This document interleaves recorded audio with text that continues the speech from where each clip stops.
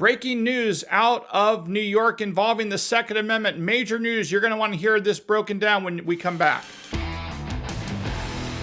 Hey folks, I'm Mark Smith, host of the Four Boxes Diner, proud American gun owner, constitutional attorney, member of the United States Supreme Court Bar, and New York Times bestselling author.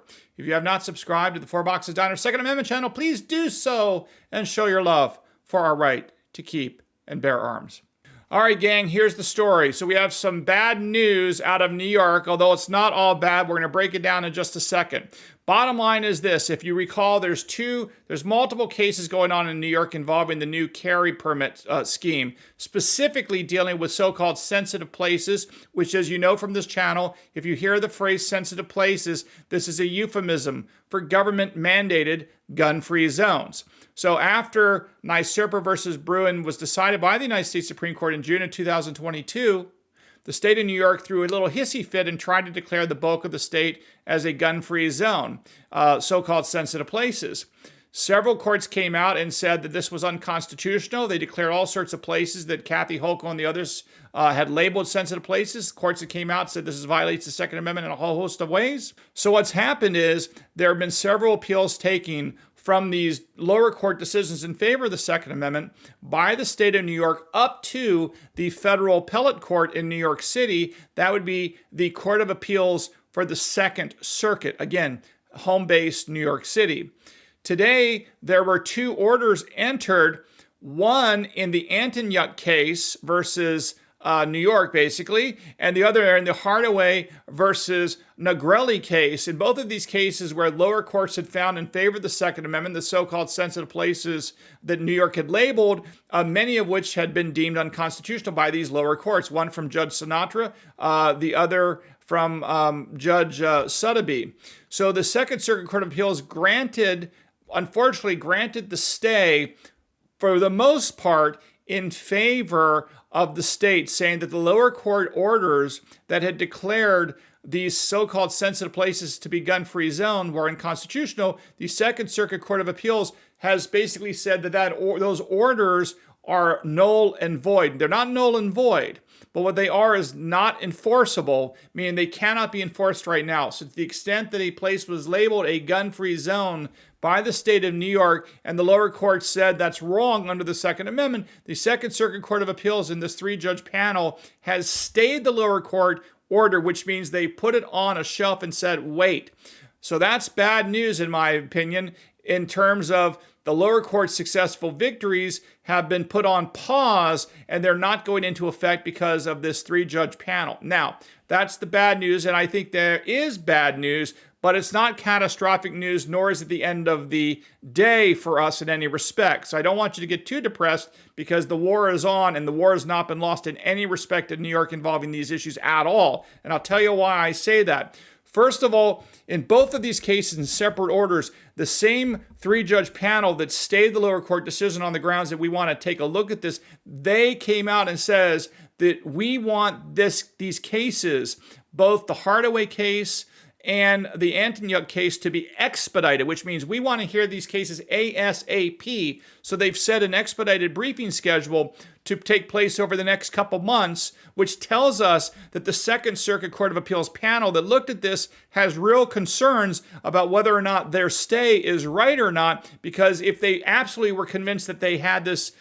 dead to rights, and there was no way that the plaintiffs had some sort of a Second Amendment argument that needed to be considered, they would not have granted expedited appeal, but they did so, which is a major signal that the Second Circuit is thinking that they may have to unwind the stay and let the lower court decisions move forward. So that's positive news in my sense. Now, the other thing I want to tell you is there are some carve-outs from, although the grant of the stay, which stops the lower court decisions, is bad, there are some, again, further rays of light. In addition to the fact that the briefing is now expedited, which is usually a sign that the court's like, yeah, I'm not sure we got this right. We want to speed this along because if we got it wrong, we want to unwind it fast. So that's good news. I think it's a ray of light. The other rays of light are this, that if you look at the court orders, they specifically exempted individuals that have been tasked with protecting, for example, their congregations and places of worship. So what the court order says, they enjoined the lower court, but then they go on to say, to the extent that the district court's order bars the enforcement of the New York concealed carry law's provisions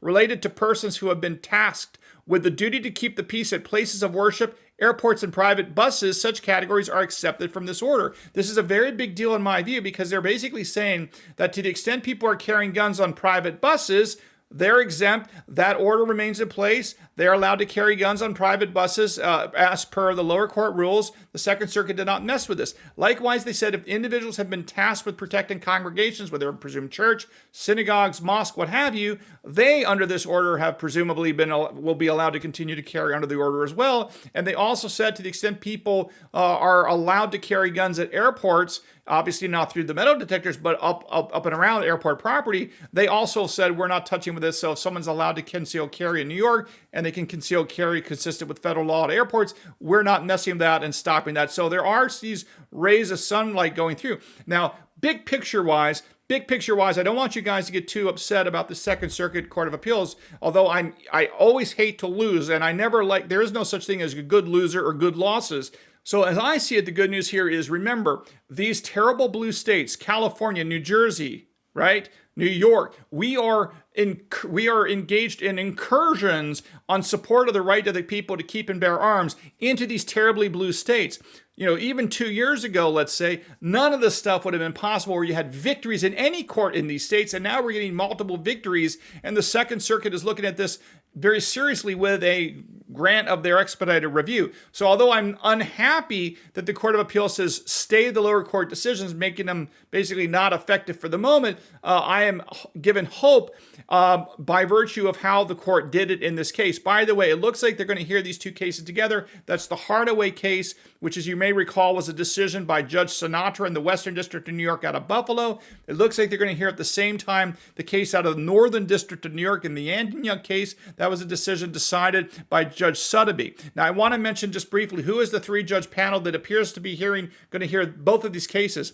The three-judge panel is Robert Sack, who's a Clinton appointee, Richard Wellesley, that's a George W. Bush appointee, and Joseph Bianco, who is a President Trump appointee. Those are the three-judge panel. And again, I think there's going to be a lot of interesting debate before the Second Circuit Court of Appeals. I do not think the Second Circuit Court of Appeals is like some of the judges we see on the Ninth Circuit. I think they're going to take this very seriously, and I think we got a great chance to win there, which would be a huge victory for the Second Amendment. And again, even though I'm unhappy with the grant of the stay in favor of the state of New York, I think there's some rays of sunlight here and a lot of hope that we got out of places like New York. And remember, just think about where we were a year or two ago when we had zero hope in places like New York and New Jersey and California, and now we're starting to see rays of sunshine in these places. It may take a while to get to where we need to be, but I think at the end of the day, we will be there. And I do think the U.S. Supreme Court is going to police these behaviors of the lower courts in the way they haven't before, because you're looking at a Supreme Court that has taken on affirmative action,